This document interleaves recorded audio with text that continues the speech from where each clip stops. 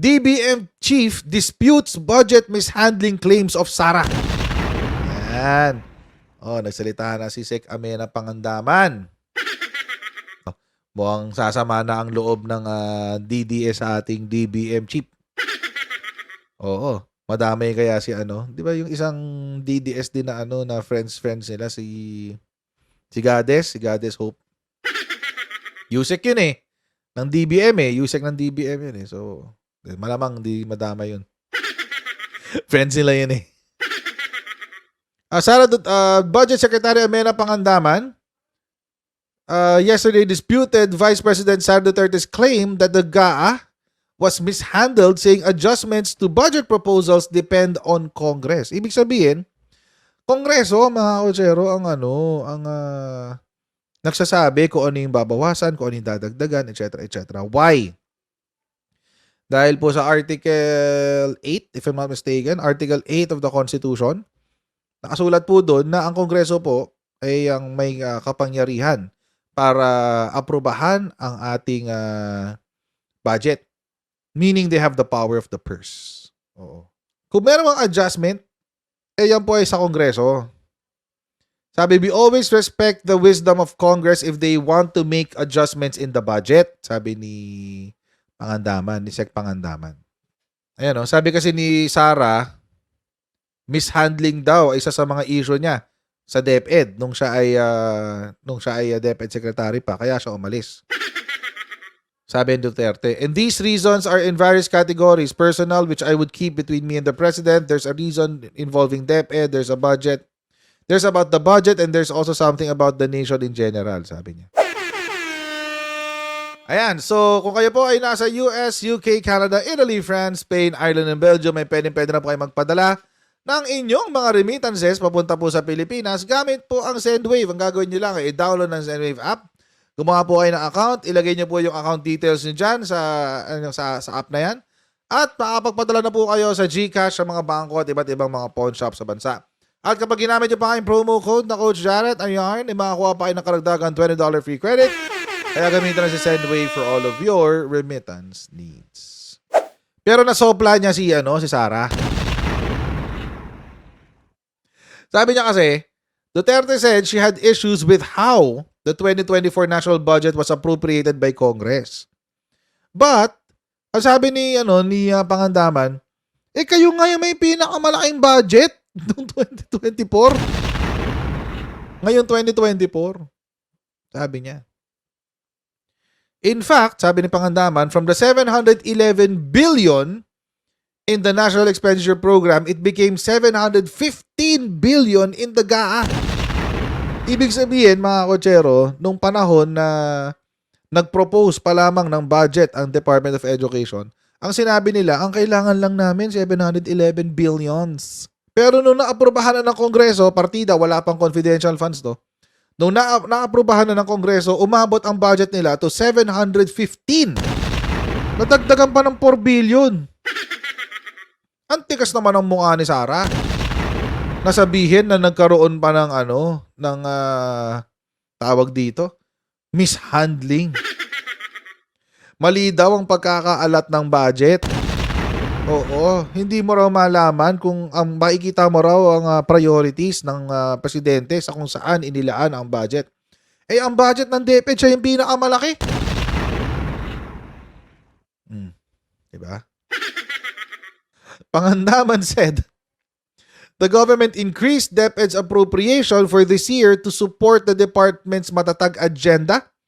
DepEd received 633 billion in 2022, 676 billion in 2023, tapos 711 billion in 2024. Tapos, my goodness, ilang classroom lang ang naipatayo mo out of the required na 1,000?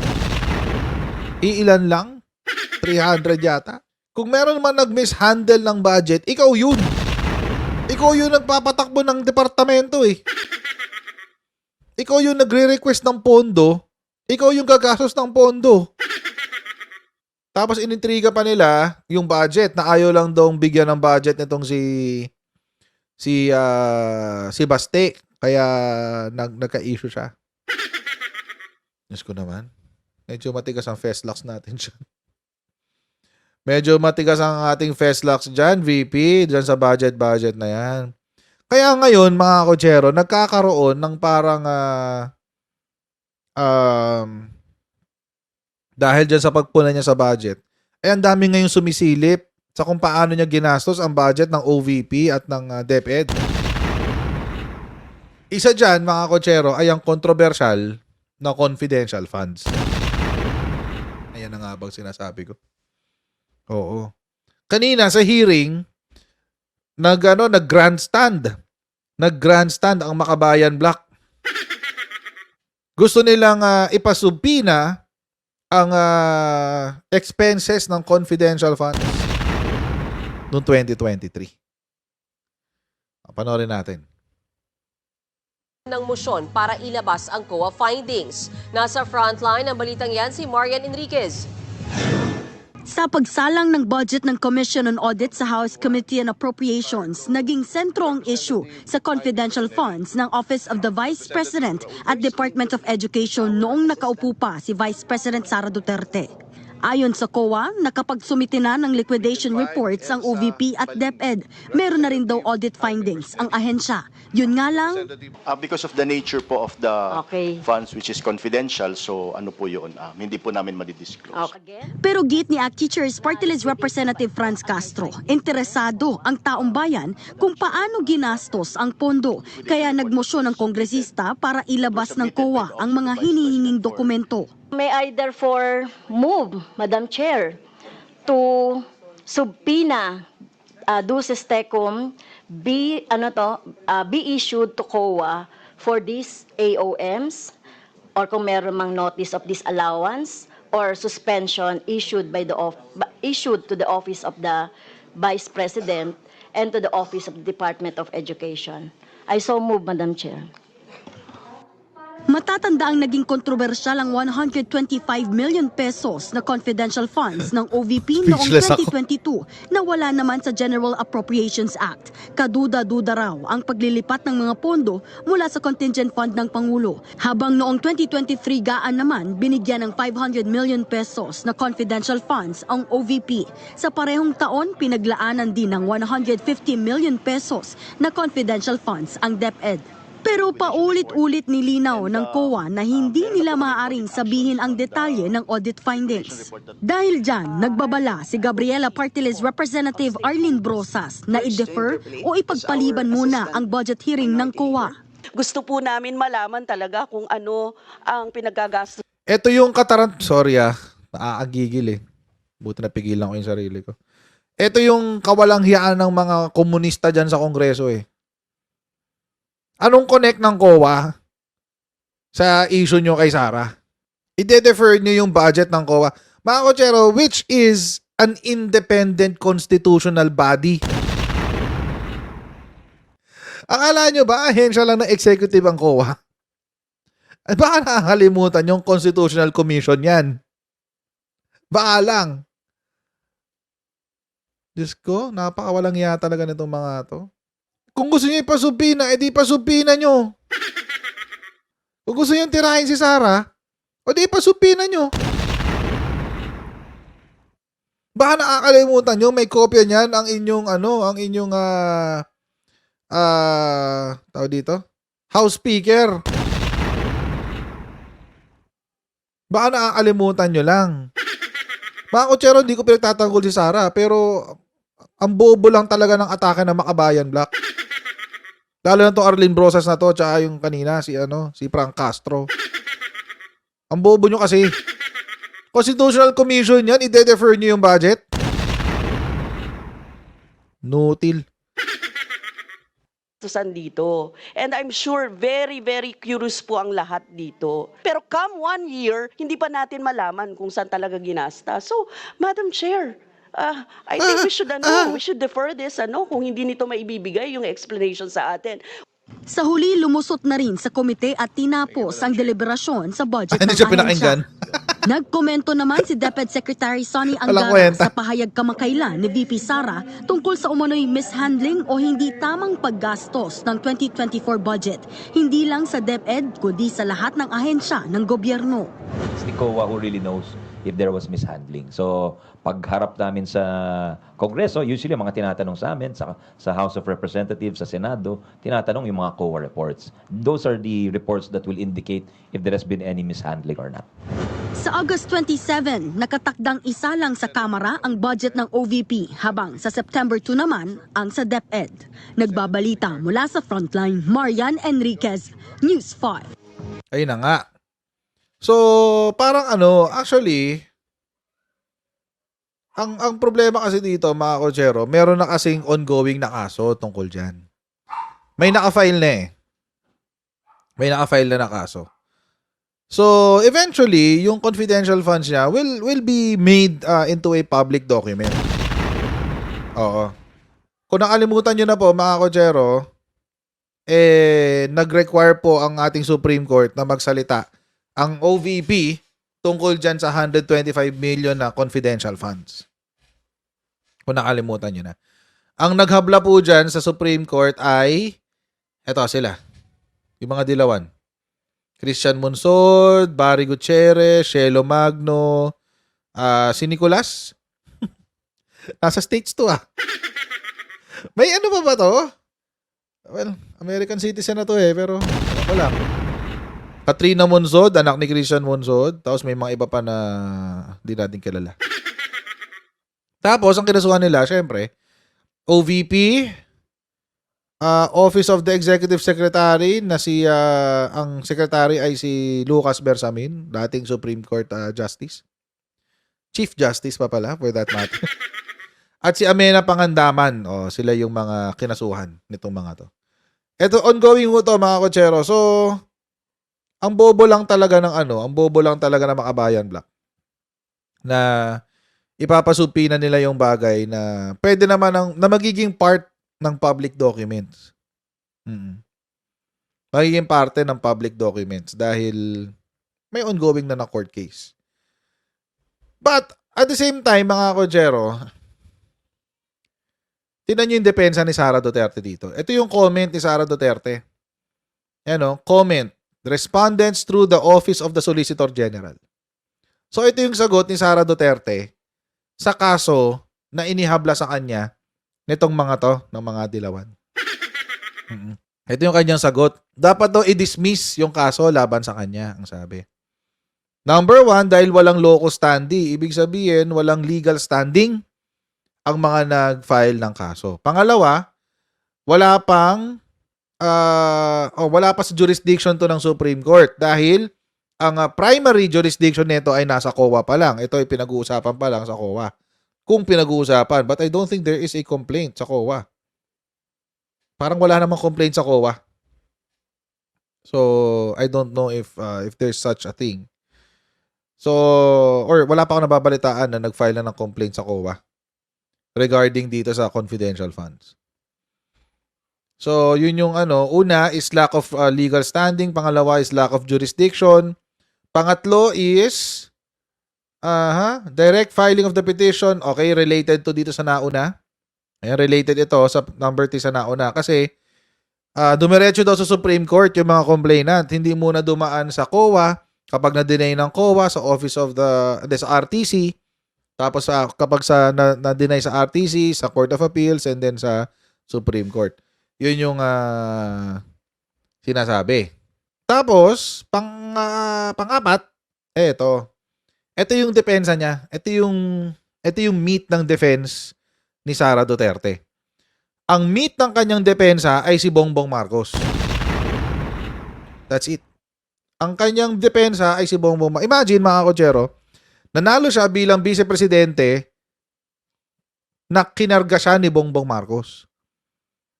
Naging vice-presidente siya, nakampanya siya sa likod ni Bongbong Marcos. Naging vice-presidente siya sa likod ni Bongbong Marcos. Naging paborito siya ng karamihan dahil kay Bongbong Marcos. Tapos ngayon, pumalpak siya ang kanyang gagawing depensa ay si Bongbong Marcos. And then, ngayon, isa siya sa mga taong bumabatikos kay Bongbong Marcos. Di ba? Walang kwentang nila lang talaga. Wala yun eh. Ang sabi niya, the release of confidential funds to OVP does not violate blah blah blah dahil ito raw ay galing sa contingent fund ng GAA, 2022 GAA. Eh sino man pumirma ng ng contingent fund na yan? Eh di si Bongbong Marcos. Pangalawa, panglima pala, na panangga niya. Pinagsangkalan niya si Bongbong Marcos eh.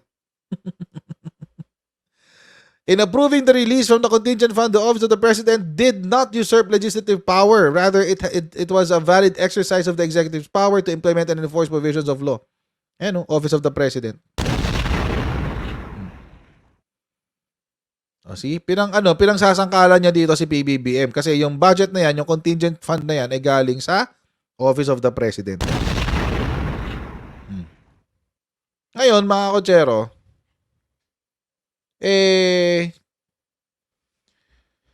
Tomb Raider siya kay PBBM, pero ngayong naiipit siya, gagamitin niyang pangsangkalan si PBBM. Ganun katindi, guys. Napanood ko nga to kanina kay Mike Abe. Panoorin lang natin sandali si Mike Abe. Kasi ang problema, sabi ng COA, confidential. Eh di ba kaya nga commission on audit? Sila po yung nagbabantay ng pera ng bayan. Eh meron na silang findings ayaw ilabas dahil confidential. So paano yun? Nasaan ang katarungan dito? Paano malalaman ng taong bayan kung tamang ginagastos ang pera ng gobyerno? Akala nating lahat ang COA oras na mag-imbestiga, sila ho ang maghahayag sa taong bayan kung ano ang resulta. Kung merong katiwalian o wala. Tama ba o maling ginamit ang pera. Pero ngayon na sinasabi dahil confidential ito, hindi daw nila pwedeng ilabas ang resulta. Eh para saan pa ang COA? Ano yun? Under the law, ang COA ang takapagbantay ng pera ng bayan sa local and national government. Pero ngayon, yan ang kailang sinasabi, confidential, kaya hindi pwedeng ilabas. Kaya napilitan yung mga congressman, isomon at nang mapilitang ilabas ito. Kung ganyan ang policy ng COA, paano natin malalaman kung mayroong korupsyon o wala sa mga pondo ng pamahalaan noon at ngayon? Eh, mahirap yan. Nakakabahala yan. Ayaw kong sabihin at ayaw ko ring isipin ng taong bayan, pero posibleng isipin ng taong bayan na pinagtatakpan ng Commission Audit or COA ang mga naghahawak ng gobyerno kung confidential ang kanilang mga findings. Ay malinaw eh. Inamin ng COA, mayroon na silang findings sa confidential fund, pera ng Office of the Vice President at Department of Education, pero ayaw ilabas. Paano yun? Eh controversial dyan yung 125 million na nagastos lang ng 11 days. Masamang president yan para sa aking observation at pananaw. Kasi kung hindi niya ilalabas ang ganyang mga findings sa Office of the Vice President at Department of Education, so lahat na lang ng departamento, ahensya ng gobyerno, kapag sila nag-imbestiga, sasabihin lang confidential, hindi dapat ilabas. Ayan yan. Paano malalaman ng taong bayan? Nasaan yung karapatan ng taong bayan na malaman kung saan ginagastos ang pera nating lahat? People's money ang ginagastos ng gobyerno. Anong klaseng COA yan? Anong klaseng COA meron tayo? Commission on Audit. Sila yung inutusan ng batas, especially sa saligang batas, na sila ang merong jurisdiction para i-audit, para bantayan ang tamang bayarin, gastusin ng gobyerno na ayon sa pangailangan at mga batas na may iral. Eh kung ganyan naman na hindi pala pwedeng ilabas ang kanilang mga findings, bali wala. Dahil hindi malalaman ng tao. Palagay ko dapat gumawa ng batas ang Kongreso na obligahin ilabas ng COA ang lahat ng findings after ng kanilang pag-audit at investigasyon sa lahat ng ahensya ng pamahalaan. Kasi kung hindi, parang mapapagtakpan lang, parang mababaliwala ang pagnanais at karapatan ng taong bayang malaman kung saan ginagastos ang kanilang pera, ang ating pera ng mga opisyalis ng gobyerno nung nakaraan at saka sa kasalukuyan. Abay, kakaiba ito. Papayag ba kayo niyan? Papayag ba ang mamamayan, may-ari ng pera? Dito sa ganitong policy ng Commission on Audit o COA, na kahit na may report na sila, may findings na sila, hindi nila pwedeng isupubliko dahil confidential daw. Anak ng confidential ang paggastos ng pera, pati ba naman yung inyong investigasyon at resulta, confidential pa rin. Anong klase? Salamat kayo na mamalat ako, pero hindi nakakatuwa. Itong mga nangyayari. Anyway, paki-like po ninyo ang ating mga video. Ba't kaya minamalat si Sir Mike? Kalmahan lang natin, Sir Mike. Alam niyo, mga kochero, bakit siya confidential? Kasi, eto po kasi, yung joint circular noong 2015. Ayan, no? This is a joint circular between, saan ba to? Between COA, DBM, DILG, DCG, GCG, ano to? AFP. Ay, hindi, DND. Kagawaran ng Tanggulan. Ayan, DND. So, this is a joint circular na inagrihan ng mga ahensya na to tungkol sa confidential and intelligence funds. At dito po, nakasulat, mga kochero, na kapag ang confidential and intelligence funds, meron talaga siyang limited distribution. Ayan, nakadefine naman dito eh. Kung yung confidentiality niya, it's really, it has a limited distribution. Actually, ang distribution niya, according sa reporting, ayan o, reporting to eh. Ay, hindi. Ano na pala yan? Augmentation pala yan. Ito, reporting requirements.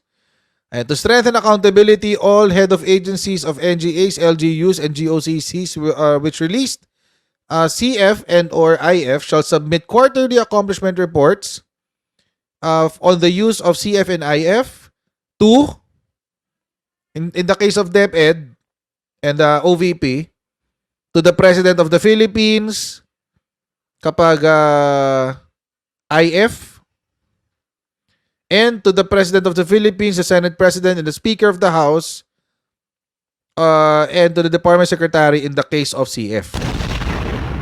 So ito lang po yung may limited distribution. Yan. Ayan o, yan. NGAs. O, sabi ni Cho Paeng, bakit kasama ang OVP? Simple lang, National Government Agencies, NGA. DepEd is a national government agency. Office of the President is a national government agency. So, they are actually entitled to confidential funds. Ayan, nakasulat dito eh. Wala tayong magagawa dyan. It is what it is.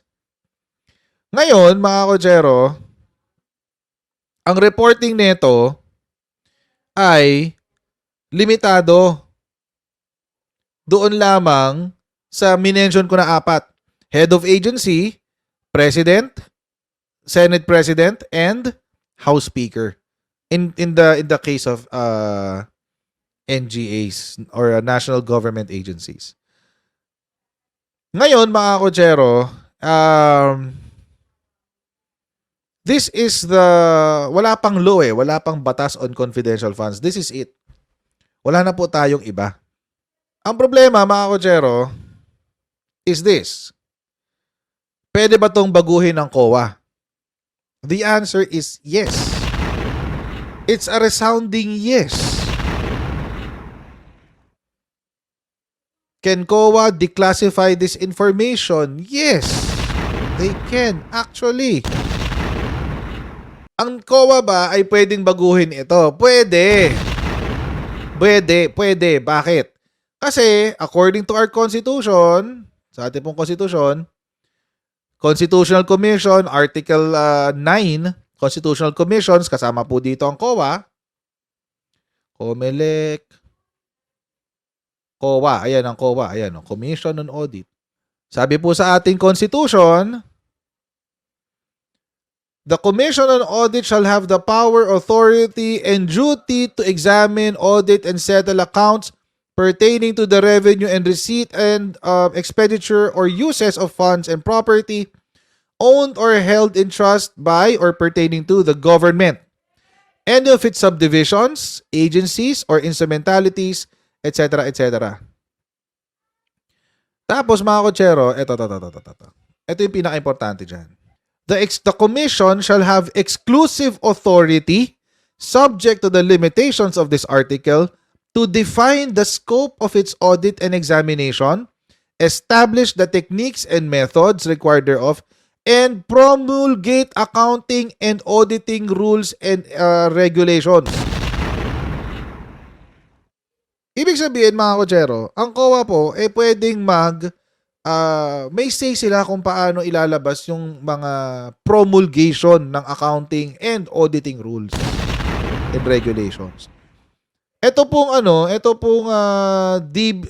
COA DBM Joint Circular. Ano po ba ito? Ito po ay auditing rules. Auditing rules po 'yan. So pwede bang baguhin ng Commission on Audit ang auditing rules na tinawag na Joint Circular 2015-01 para sa confidential funds? Yes, and it is a resounding yes. Pwede po. Actually, mga kotsero, pwede pa nga lang i-declassify. Yung specific lang. Pwede lang i-declassify or gawing public information yung confidential funds ng OVP at DepEd.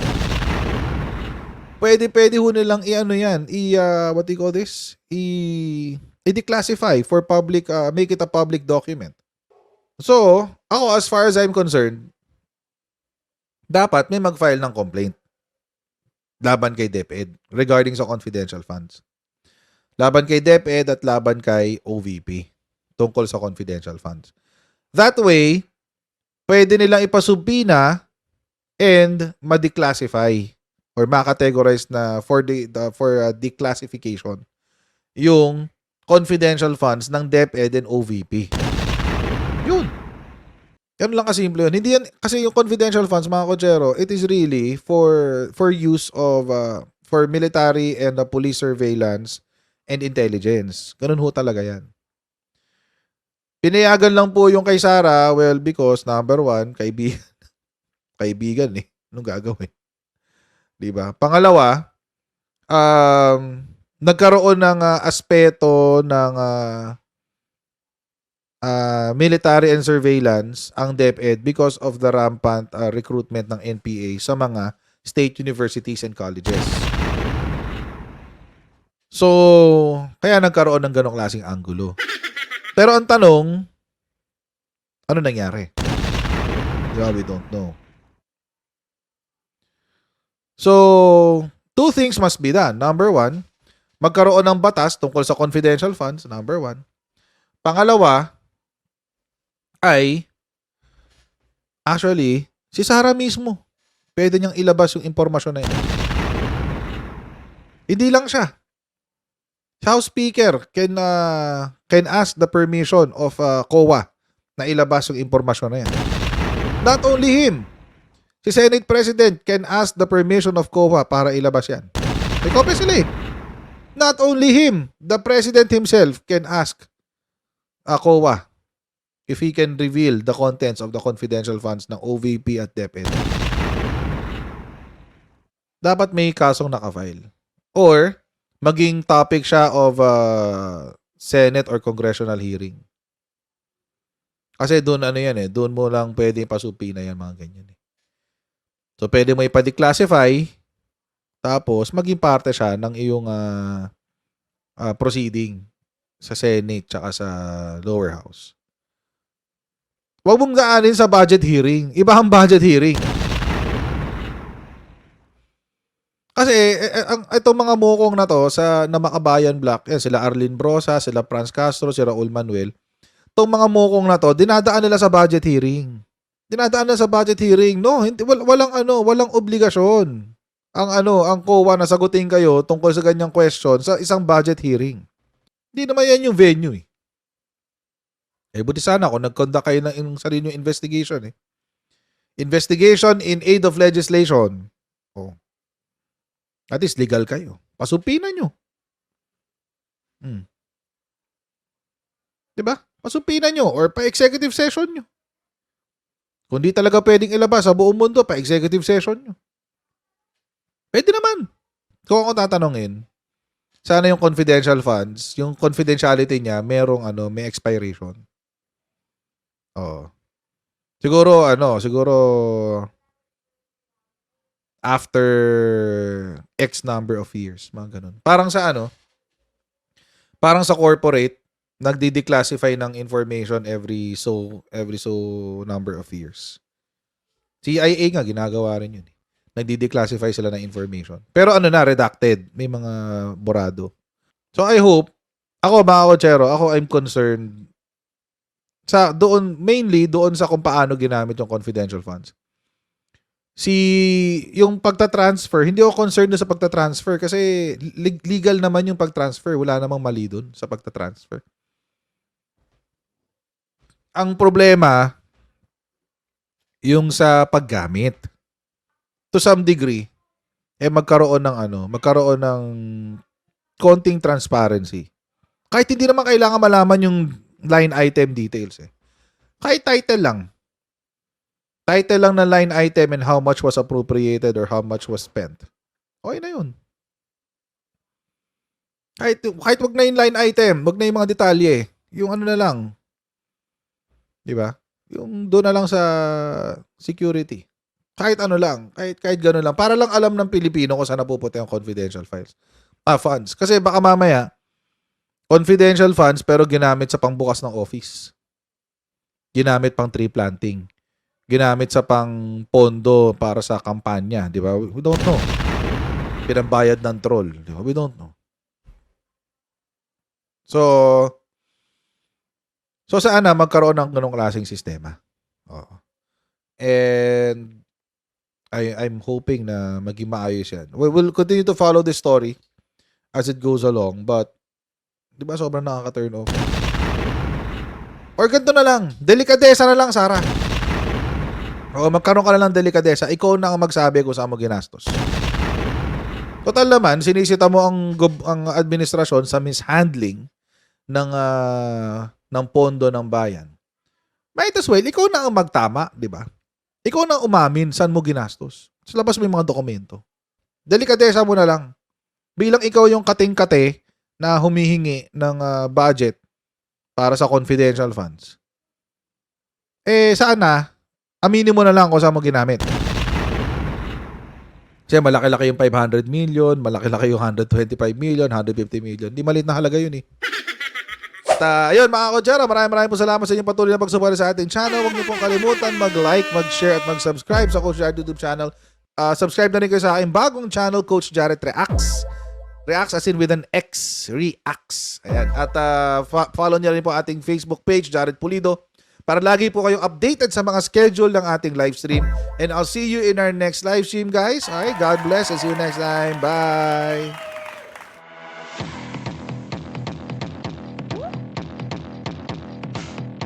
Ganun. Huwag natin gawing tanga mga Pilipino.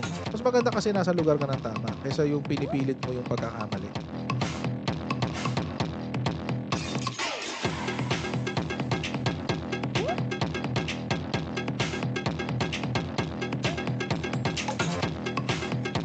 Are they willing to go that far? Hindi makakalimutan ng Pilipino yan hanggat di nasasagot niya.